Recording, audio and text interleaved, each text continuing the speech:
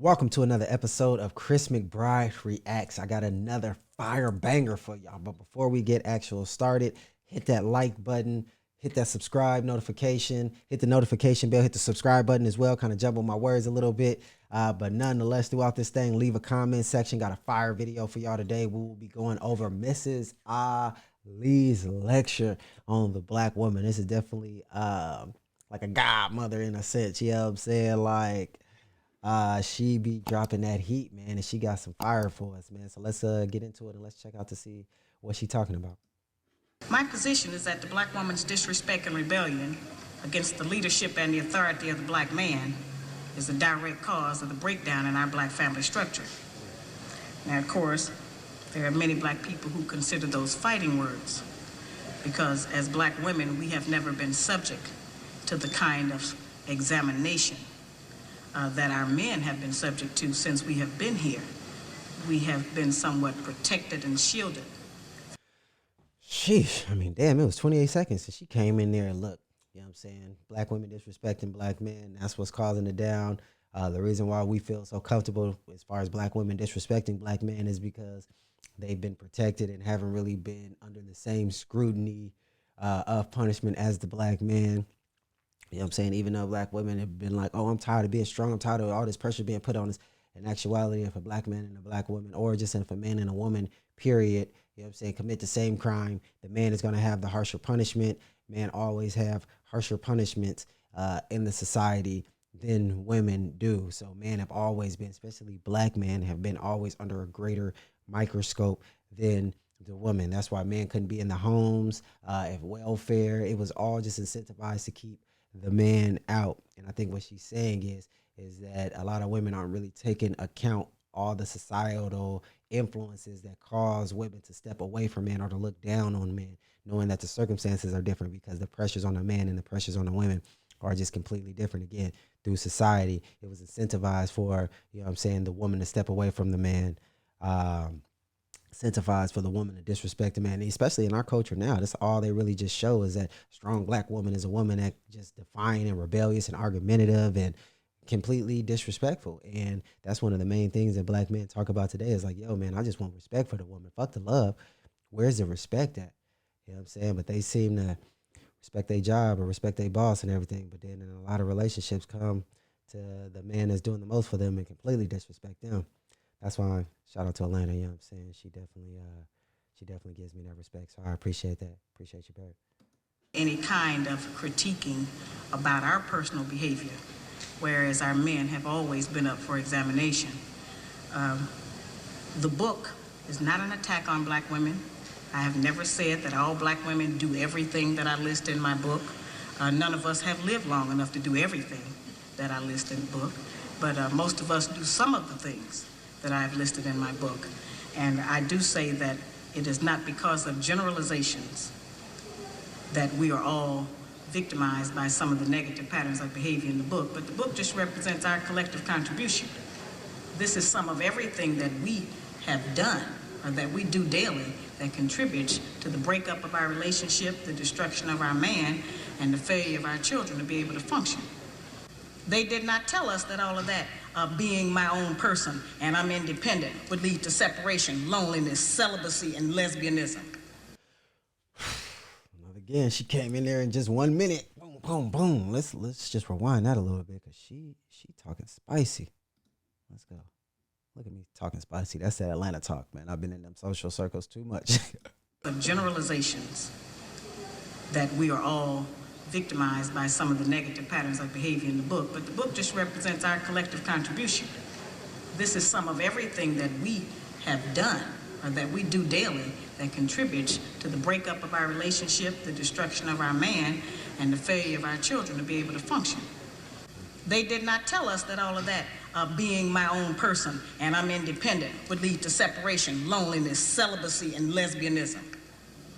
They didn't tell us that if you give up the man, you're going to take one of these things and it's worse and it will destroy your nation. Hey, she talking that truth about being bamboozled because women were definitely sold a lie. This whole independent, anti-motherhood and all that stuff like that. Cosmopolitan even did a report a couple years ago where they were saying That even though they put out this whole single girl lifestyle of Sex in the City and all this other stuff like that, none of them women were actually living that. They were all married. So they put out this lie of single women just because single women spend more money and buy more products. So they are incentivizing women to be single so y'all can just sit at home and spend all y'all money. That's really the whole purpose of it, because a woman that is tied to a man typically be more disciplined. So she's not just spending all her money on Amazon or going out to eat, or she's just more disciplined with it. So they incentivize women being single because a single woman is more reckless with her money.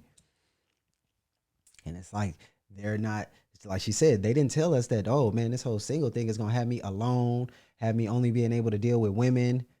They didn't tell us they didn't tell you the other side of the coin. That's why you got to watch, as the Bible said, you don't want to be naive and just follow like fantasies and everything, because that's what they're doing. They're giving people fantasy and just telling women to follow it, and they're not telling you, all right, you the one that got to live with the consequences. You better see everything that come along with that, because nowadays women is just talking about how independent I am and how much I got myself together, but yet and still they always alone. Yet and still they always on social media talking about, oh, I wish a man could handle me. I wish a man could. That's not what men want.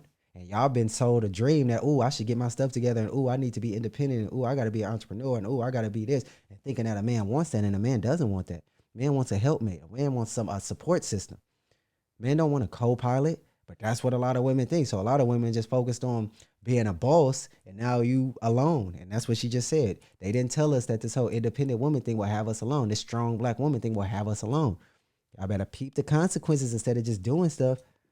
Give us that information. They made us think that it was some kind of glorified position to brag about the fact that I got my own job, my own credit card, my own car, so I don't need no man. I don't even know how we got that mixed up. Ain't none of that got nothing to do with being with no man. Talk, sis, talk. Talk. Hey. We have some serious relationship problems that nobody has been able to address us on, because everybody wants to pretend that this is not going on. Over 60% of our women are single, widowed, separated, or divorced. They don't have a man. I just came out of Florida, and they got a housing complex that the Urban League built, which is a black organization that is for women and children only. They say they don't allow any men in there. I didn't have time to deal with it, but I talked about them real bad. That's the silliest program I've ever heard of. You know them women that had men if they got a bunch of children. They need fathers. They need protection. We hear about. They said we built a facility that is only for women and children. They said we built something that's only for women and children, and we don't allow men in there. But like she just said, well, if the women have children, then they've been around men. But that again is more society framing it. Oh, these men are dangerous. Oh, these men are violent. Oh, these men are this. If the man was good enough for you to give your body to, then a man should be good enough to be present. But this society is just, again, anti-consequences for women. So a woman could just have sex with a dude and then just blame everything on a man. Like, oh, he's not a good father. Oh, he's not good at this. Oh, he's not good. But you had sex with him and you gave him kids.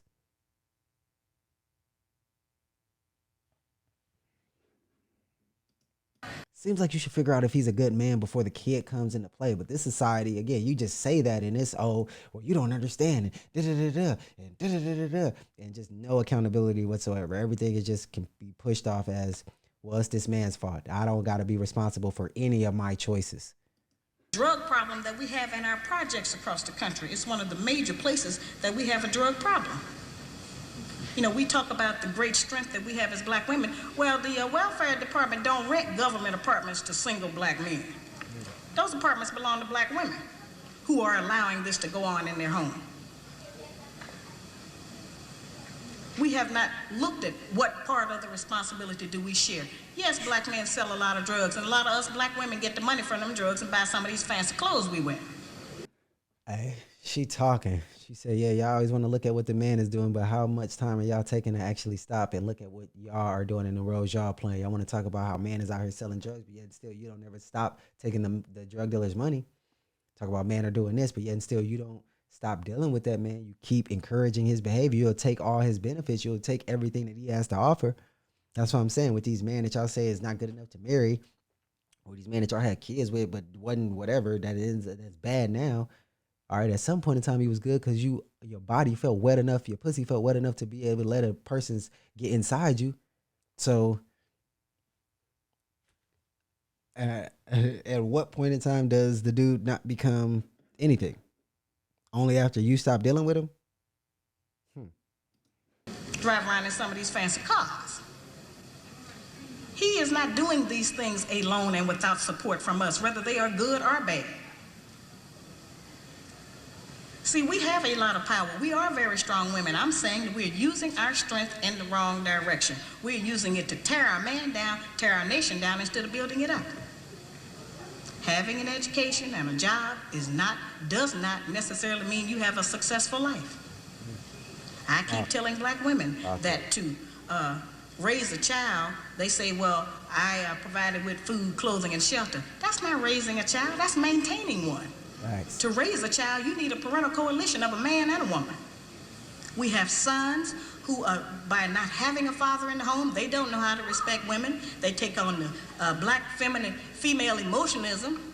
They're doubtful, they're indecisive, they can't make a decision. They don't know what to do about being a man because we can't teach them that. We don't have that knowledge. Sheesh. We got these boys that's being raised by women that takes on the feminine energy of the woman. That's indecisive, that's all emotional, that can't make a decision. He's super doubtful. She is talking that truth. And I think another factor goes into men being afraid to stand on their truth because they've never seen a man stand in front of their mother. They always seen the mother as the person that every man cowered to or folded to. So as they grow up, they don't even know how to be strong to a woman. That's why I always try to tell women, I said, all right, you might not feel like you got to respect a man, but you got a son. And don't be complaining when that son brings home a woman that treats him how you treat the man that you deal with.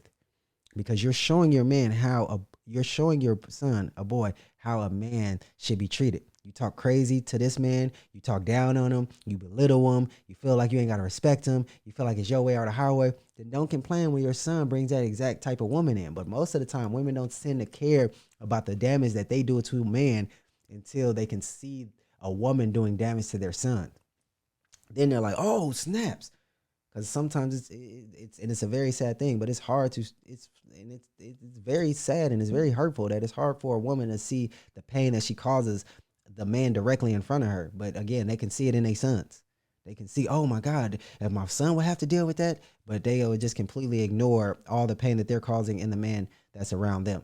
And then complain about the women that the son brings around. But I'm like, the son is only bringing around the archetype of the woman that you place in his mind. Let's keep going. We have daughters who grew up in a home where they don't see any affection, where there's no man there. They go out into the world and try to mate. They don't have no idea how to be no woman to no man, how to function in a house with a man, because they haven't seen it. Most of our children, just like us, get all the information we have about how you be with a mate off television. It's the only medium that shows us anybody being together. Those rules have not worked for us. The white woman's liberation movement, we don't have anything to do with that. We have not been under the control of the black man for over 500 years, so what do we have to get liberated from them from? It's like she is dropping so much bars.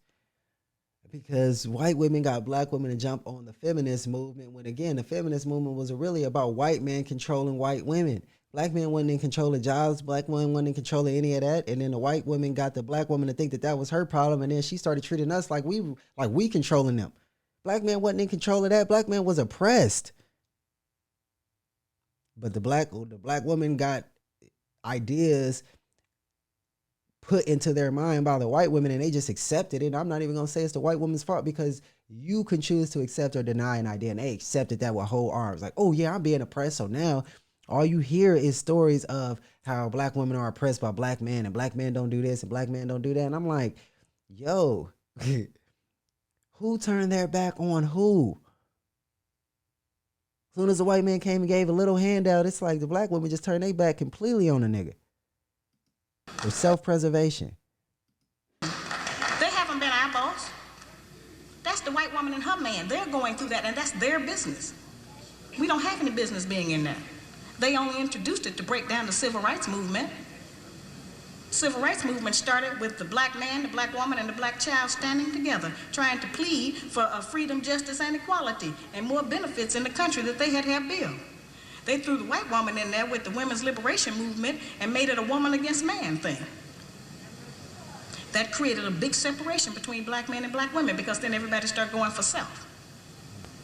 Then they bring the welfare system in and tell us in order to feed and clothe and house our children, we have to give up our man. You have to put the man out of the house. When the white farm wife goes to the government for subsidy for the farm, they don't tell her to get rid of the farmer. They keep that family together. But in the black community, they make it a requirement, because they want to keep endorsing into the black community that the black man is no good. Right. And that he is not deserving of respect, he is not deserving of us letting him give us any protection or instruction, and that we are better than them. The major responsibility that the black woman has had on the earth for the over... She brought up a good point as far as the welfare system and how white folks are allowed to use that without a separation of family, by how when black people, if a man is in the household, the welfare benefits will not be granted. You will not get any government assistance with a man being present, as far as those particular programs and all that stuff like that. So that was a huge, that was a bar. That was a bar. The trillions of years that we have been here has been one of nutrition and birthing children. Those two things have a great deal to do with the survival of any people, the reproduction of the nation, and feeding them the proper food so that they can live. Those are very important jobs. Those are very powerful positions, because it puts us in a position to decide who's going to live or die, and how slow they're going to die by what we feed them. We have a very powerful position. That's not a small role that we play. We have just been taught to misrepresent and misuse that power. Man, she is dropping so many bars. How she said, you know what I'm saying, the whole idea that women are in charge of the cooking, even though that's kind of looked down now. It's like, well, why you got to ask me if I can cook? Because most women can't cook nowadays, which is a sad thing. But even still, if they can cook, it's more so just like the soul food and all the things that's not really nourishing, that's really just leading to higher blood pressure, diabetes, all these other sicknesses and all that, because it used to be that the women cooked healthy. The women were able to sustain health. Both of my great-grandfathers died at 98. But it's because of how they actually ate and the women making sure that they had what was necessary for them. But we live in a culture now where it's just like eat for pleasure. It ain't about substance. It ain't about what's actually good for you. It ain't about sustaining of life. It's just about this particular moment. And that's a bar right there. She said women get to choose how long the man will live by what she actually feeds him. If she's going to kill him slow by what's putting in their body. And that's what most of them are doing, because they don't even want to cook. They've been told that, oh, I should just achieve. Basically, I should do all the things that a man do. So all the woman roles have been wiped out. And therefore, again, we can just sell us things. So buy fast food, buy all these things that's just pleasure. Forget what's actually life sustaining. Forget actually trying to live to see your great grandkids or your grandchildren or being able to live to 6. Just eat pleasure, eat all these things that have no live enzymes, and your body will break down by the time you're 50 or 60 and you won't have a long life. But first, we just don't seem to make the connection of the number 2 causes of death: high blood pressure, cancers, diabetes. Many of these things are lifestyle based on what we consume on a day-to-day basis. But they stopped teaching health, and now again they just teach eat that has no live enzymes in it. Nothing alive. It's like back in the day, women knew herbs. Women knew how to actually preserve the body. But nowadays, I mean, again, they just told women to just get your degree, get your career, be an independent woman, have hot girl summers and all that stuff like that. But being able to really sustain a family as far as health wise, I mean, women also used to be the doctors, and they would actually be able to, oh, well, you got this here, I got this remedy for you. Oh, you sick, I got this herb for you. Nowadays, I mean, she's talking truth, man. A lot of the skills that used to make women that was really valuable to a man, women don't have those anymore, because women are just focused on being a man, which is achieving, having your career, putting off family, waiting to be a mom. Even when you be a mom, going like sending your kids to daycare because your career is first. So therefore, you're basically saying have another person raise my kid. That's anti-motherhood. That is, I don't understand. I don't understand it. I don't understand it. The people who we have been counting on to give us the truth about how to get along have failed. The white people don't know how to get along. They don't have that information themselves. They don't get along with nobody on earth. So they didn't have no information to impart to us about how we're supposed to get along. They change their relationship rules at will. We have, tons of black children around this country that I hear from who have grown up traumatized by the fact that they were referred to as the outside child. When we were having children like that, they called it illegitimate children until the white woman started having them, and now it's single parenting. See, they changed the rules according to what they're doing. So I've called on our people to change them depending on what we want to do, what our needs are. There's another need that has not been addressed in our community, because nobody will deal with it, and that's one that God did not create three sexes. We only have men and women. Facts. Now, I have not said that we should reject the sisters who try and act like men and the men who try and act like women. I'm not saying to reject them from among us, but they need to be taught. We don't have to accept that as some kind of normalcy, because that's not normal. Facts. I'm trying to demonstrate how they have set rules that they have forced us to follow that they don't even follow themselves. They change the rules to suit them when they get ready. We can change them to suit us when we get ready, especially if we have what we have now, which is a failing system. It hasn't worked for us. We don't have to be ashamed that it hasn't worked for us. But we do have to be ashamed of the fact that we keep plodding behind it and not trying to make the corrections that will help our people to survive. He wants to keep us in this condition. He wants to keep us separated from our man. We are to tell us that we are backbone. We represent the missing link as black women. The black man has been dissected, examined, the white man, the white woman, and the black child. But it has been us as black women who have never been examined. We have been protected. We have been insulated. We have been kept from any kind of criticism about our personal behavior in the home and outside of the home. And we have been given the false compliment that we are the backbone of the black nation. There is no doubt in any community in this country that the men in those communities are the backbone of their nations. There's no doubt in the white community that the white man is the backbone of his nation. The European, the Buddhist, the Korean, the Japanese, the Hispanic, all of those men are the backbones of their community, and there's no doubt about it.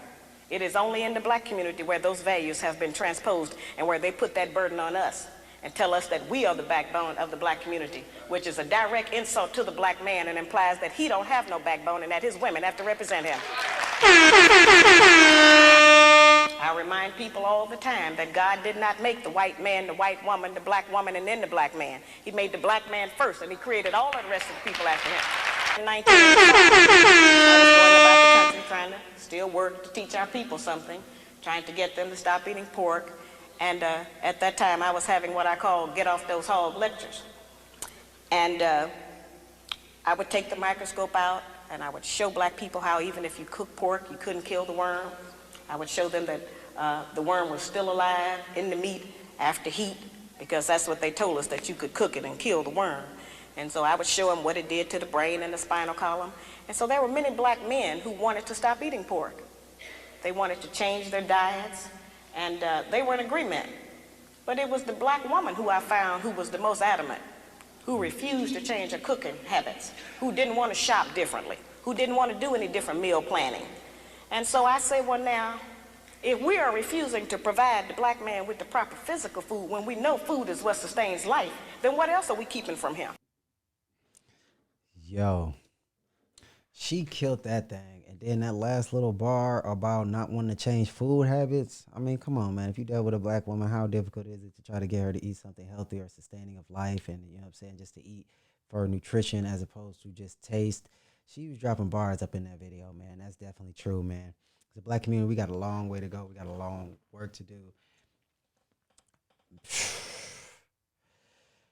Smash that notification button, smash that like button, leave a comment, let me know your thoughts, let me know the things you agree with throughout this whole thing. I thought it was fire, man. Definitely a lot of stuff that we got to work on as a community. Definitely a lot of things that we got to take heed to. She dropped some bars within that, man. But appreciate y'all checking out another episode of Chris McBride Reacts. Definitely hit that notification bell, hit that subscribe button, hit that like button, leave a comment, let me know what your thoughts is. Until next time, y'all have a prosperous day. Peace.